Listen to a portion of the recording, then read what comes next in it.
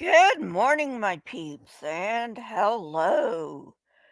Well, I'm up, so excuse me, I might as well get to doing this. I may be back on again today, by the way. I don't know. I've had a sore throat, so we'll see. Alrighty, so let me share my screen.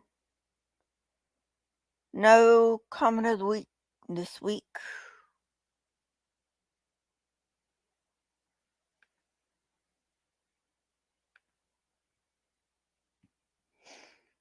Let me make sure you can see this.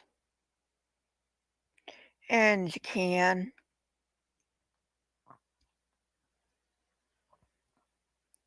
Alrighty. Job chapter 19.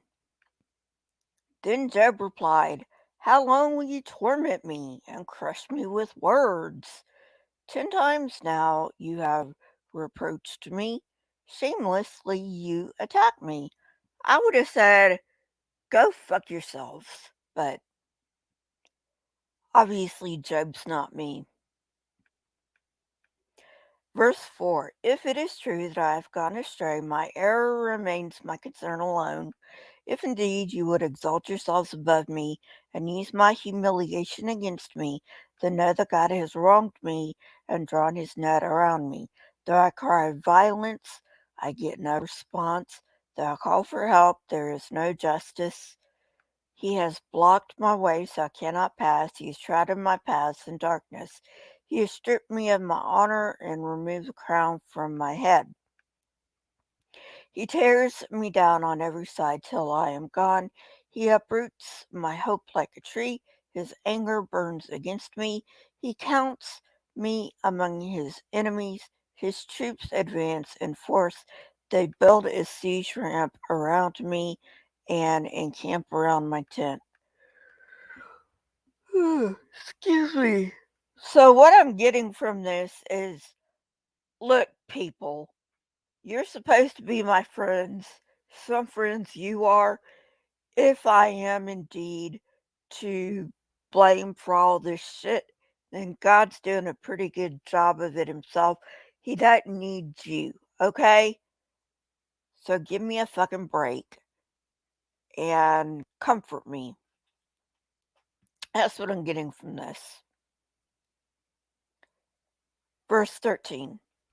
He has alienated my family from me. My acquaintances are completely estranged from me. My relatives have gone away. My closest friends have forgotten me. My guests and my female servants count me as a foreigner. They look on me as a stranger. I summon my servant, but he does not answer, though I beg him with my own mouth. My breath is offensive to my wife. I am loathsome to my own family. Even the little boys scorn me when I appear. They ridicule me. All my intimate friends detest me. Those I love have turned against me. I am nothing but skin and bones. I have escaped only by the skin of my teeth. Excuse me. Verse 21. Have pity on me, my friends, have pity, for the hand of God has struck me. Why do you pursue me as God does? Will you never get enough of my flesh? Sorry about that. Oh, that my words were recorded, that they were written on a scroll, that they were inscribed with an iron tool on lead, or engraved in rock forever. I know that my Redeemer lives, and that in the end he will stand on the earth, and after my skin has been destroyed, yet in my flesh I will see God.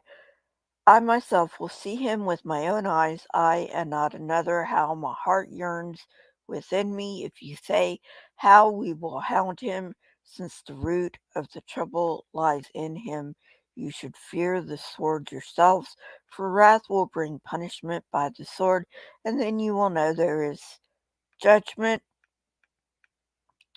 Chapter 20. Then Zophar the Neemathite replied, "My troubled thoughts prompt me to answer because I am greatly disturbed. I hear a rebuke that dishonors me, and my understanding inspires me to reply. Surely you know it has been from of old, ever since mankind was placed on the earth, that the mirth of the wicked is brief, the joy of the godless lasts but a moment. Though the pride of the godless person reaches the heavens, and his head touches the clouds, he will perish forever like his own tongue. Those who have seen him will say, Where is he? Like a dream he flies away, no more to be found, vanished like a vision of the night. The eye that saw him will not see him again. His place will look on him no more. His children must make amends to the poor. His own hands must give back his own wealth. His youthful vigor that fills his bones will lie with him in the dust, though his evil is sweet in his mouth, and he hides it under his tongue, though he cannot bear to let it go, and lets it linger in his mouth. Yet his food will turn sour in his stomach, it will become the venom of serpents. Within him he will spit out the riches he swallowed. God will make his stomach vomit them up. He will suck the poison of serpents, the fangs of an adder will kill him.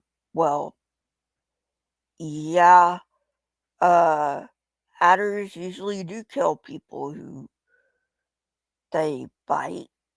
That's not really news. Verse 17. He will not enjoy the streams, the rivers flowing with honey and cream. What he toiled for, he must give back uneaten. He will not enjoy the profit from his trading. This almost seems okay. History lesson. This was written as the first of the Tanakh, even though it doesn't appear as the first. Oh, excuse me. And this almost seems like it's a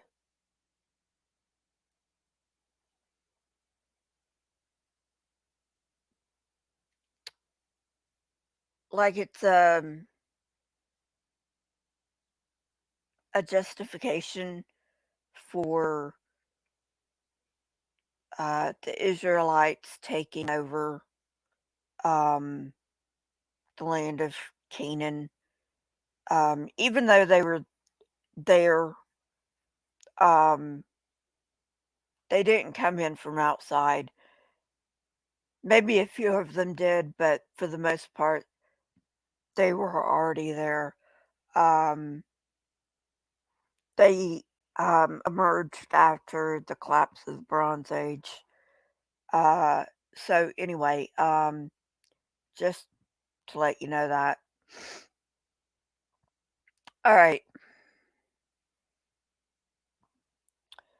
verse 19.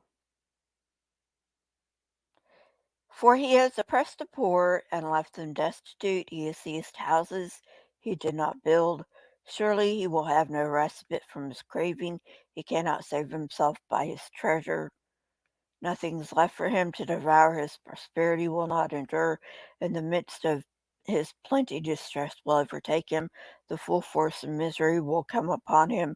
When he has filled his belly, God will vent his burning anger against him and rain down his blows on him. Though he flees from an iron weapon, a bronze tipped arrow pierces him. He pulls it out of his back, the gleaming point out of his liver. Terrors will come over him. Total darkness lies in wait for his treasures. A fire unfanned will consume him and devour what is left in his tent. The heavens will expose his guilt. The earth will rise up against him. A flood will carry off his house. Rushing waters on the day of God's wrath. Such is the fate God allots the wicked, the heritage appointed for them by God. Chapter 21. Then Job replied, Listen carefully to my words. Let this be the consolation you give me. Bear with me while I speak, and after I have spoken, mock on. Is my complaint directed to a human being? Why should I not be impatient? Look at me and be appalled. Clap your hand over my mouth. When I think about this, I am terrified. Trembling seizes my body. Why do the wicked live on, growing old and increasing in power? They see their children established around them, their offspring before their eyes. Their homes are safe and free from fear. The rod of God is not on them. Their bulls never fail to breed, their cows calve and do not miscarry. They send forth their children as a flock, their little ones dance about. Okay, so basically what he's saying is the wicked prosper. Sometimes the wicked prosper, and sometimes the righteous, you know, um, it's the lot of everyone. Everyone has this ups and downs. Nobody goes unscathed in life. It's just a fact of life, people. Deal with it. You are not entitled to some half-assed, easy peasy life handed to you on a silver platter. You're not.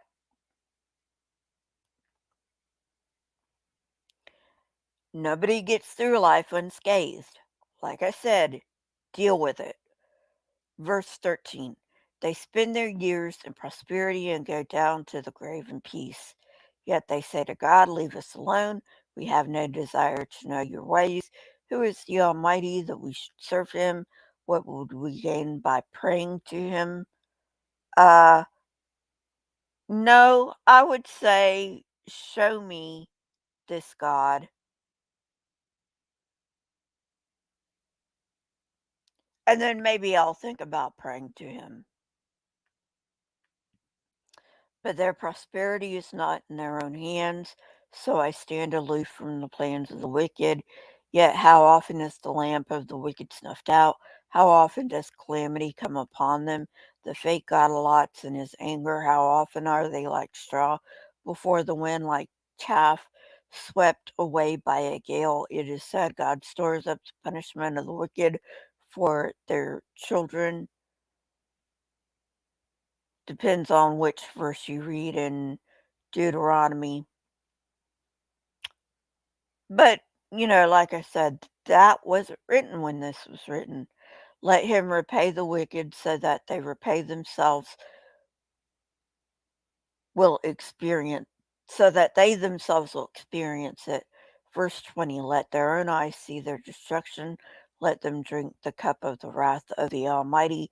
For what do they care about the families they leave behind when their allotted months come to an end? Can anyone teach knowledge to God, since he judges even the highest? One person dies in full vigor, completely secure and at ease, well nourished in body, bones rich with marrow. Another dies in bitterness of soul, never having enjoyed anything good. Side by side they lay on in the dust, and worms cover them both. Exactly. In the end, you both have the same outcome. Sad but true. What are you going to do?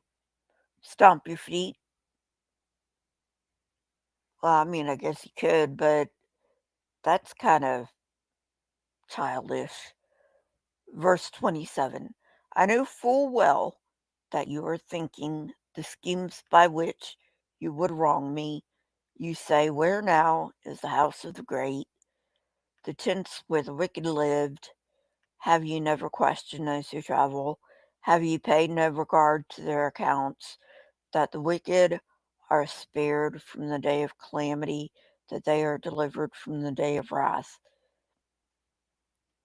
Okay, he seems to be um, referencing something possibly in that day and age that I have no reference for. So just be aware of that. You might want to Google it. Verse 31. Who denounces their conduct to their face? Who repays them for what they have done? They are carried to the grave, and watch is kept over their tombs. The soil in the valley is sweet to them. Everyone follows after them, and a countless wrong goes before them. So how can you console me with your nonsense? Nothing is left of your answers but falsehood. Chapter 22. Then Eliphaz the Temanite replied, can a man be of benefit to God? Can even a wise person benefit him? What pleasure would it give the Almighty if you were righteous? What would he gain if your ways were blameless? Is it for your piety that he rebukes you and brings charges against you? Is not your wickedness great? Are not your sins endless? Okay, so it seems like he's being an ass here and saying, look, Job, obviously you did something wrong because why else would God be punishing you? Typical Christian shit.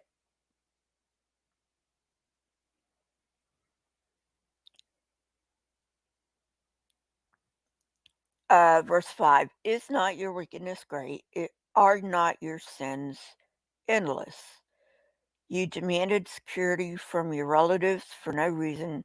You stopped people You stripped people of their clothing, leaving them naked. You gave no water to the weary, and you withheld food from the hungry. How do you know that? How do you know that? Though you were a powerful man owning land, an honored man living on it, and you sent widows away empty handed and broke the strength of the fatherless. That is why snares are all around you, why sudden peril terrifies you, why it is so dark you cannot see, and why a flood of water covers you. Is not God in the heights of heaven, and see how lofty are the highest stars? Yet you say, what does God know? Does he judge through such darkness? Thick clouds veil him, so he does not see us as he goes about in the vaulted heavens. Will you keep to the old path that the wicked have trod? They will carry they were carried off before their time, their foundations washed away by a flood. They said to God, leave us alone. What can the Almighty do to us? Yet it was He who filled their houses with good things. Okay, let me say something about this flood. Um, it may be that they're talking about the flood that was referenced in the Epic of Gilgamesh. Um, where Inky uh, overhears his brother saying, I can't stand these noisy humans. I'm going to flood the earth. But Inky has a favorite human, and he goes to his favorite human and says, look, I overheard my brother say he was going to flood the whole earth. So build a boat, take some animals on it, blah, blah, blah. And that's where the Noah story comes from.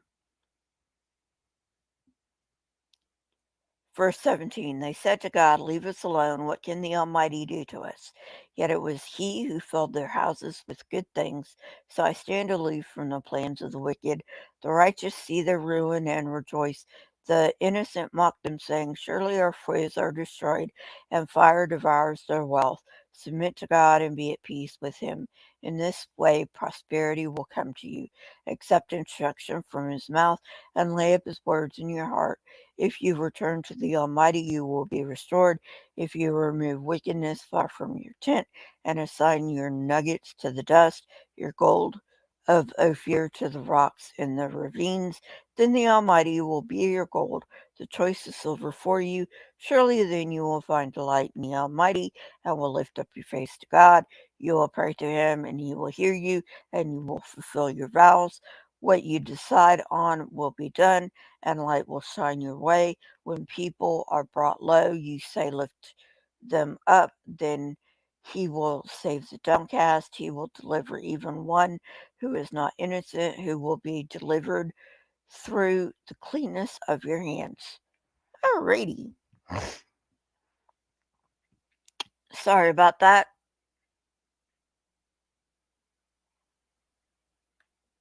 I am having a horrible. Hey, Trusty Ape. I am having a horrible, horrible, horrible time with my allergies, which is probably why my throat is sore. So, basically, with friends like that, who needs enemies? Mm-hmm. Yep. But I already used that title, so I titled this stream, These Are Friends? No, they're not. They seem like friends. Isn't it amazing that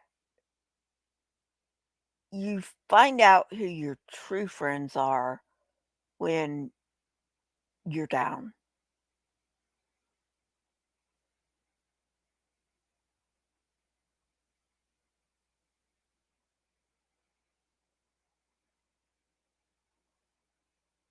When you're down, you find out who your true friends are.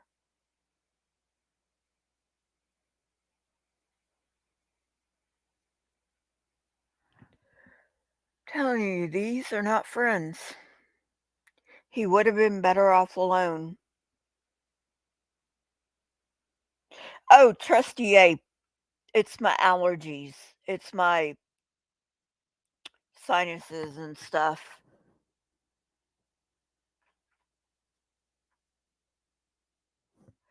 So anyway, um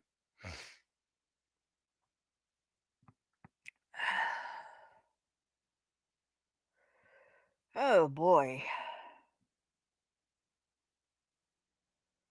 Haven't seen you in a while.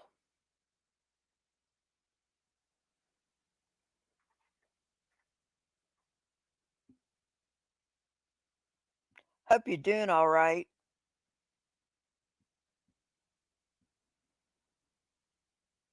Mm, good, good.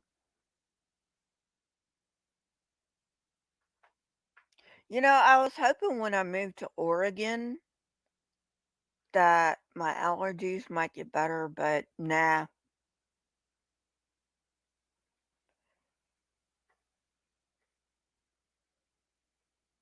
Okay, okay. I think the only place I may not have allergies is like Siberia. Seriously. Like where nothing grows. I think that might be the only place.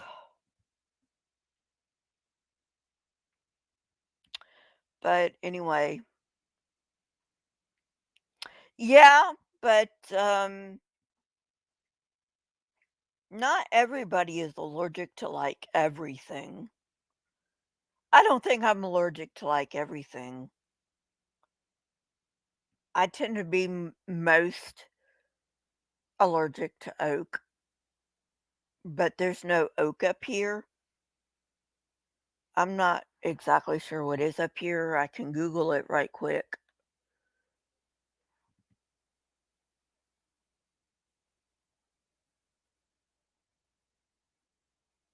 What trees are prevalent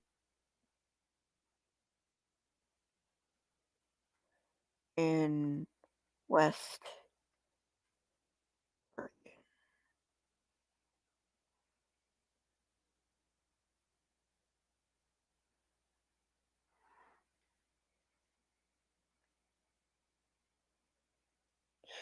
There's the big leaf maple.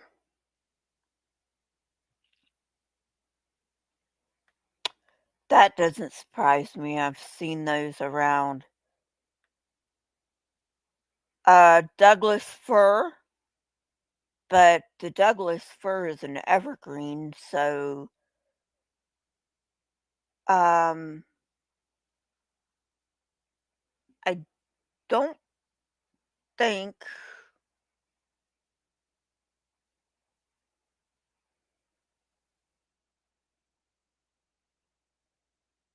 because it's an evergreen, I don't think it sheds pollen. I'm not sure on that one. Um,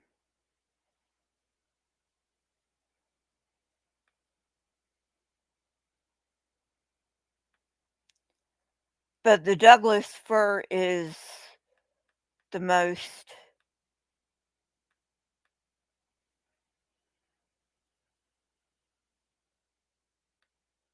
prevalent in Oregon.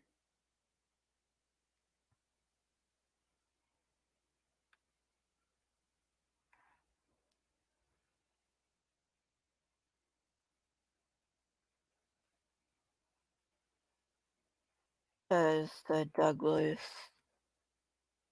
fir shed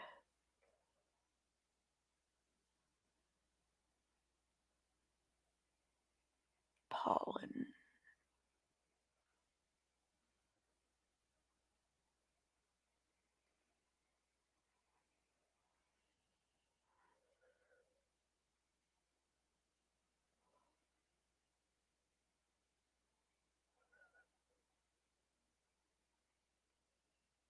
Okay, worst trees for allergies.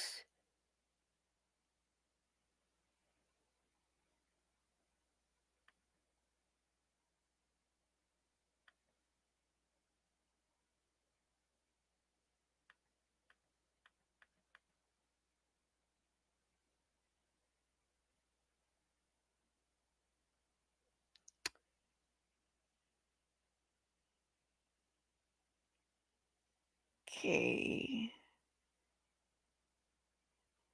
I don't. Yeah, it is. It's also the state tree of Oregon. I didn't know that.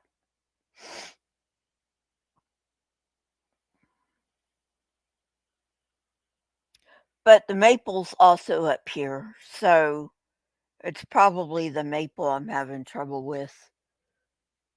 Of course, I knew maples were up here. You know, they've got the very, very distinct leaf. So anyway, alrighty. Um, I think I will go ahead and go. You have a nice day, trusty ape. I may be back on again. I don't know. Like I said, depends. Alrighty. Don't forget to like, subscribe if you're already subscribed. Make sure you're still subscribed. Yada yada yada. If you are financially able, please consider becoming a member of this channel. You can become a member for as low as 99 cents a month. You get emojis and early access to debunks, and I will see you later. Bye.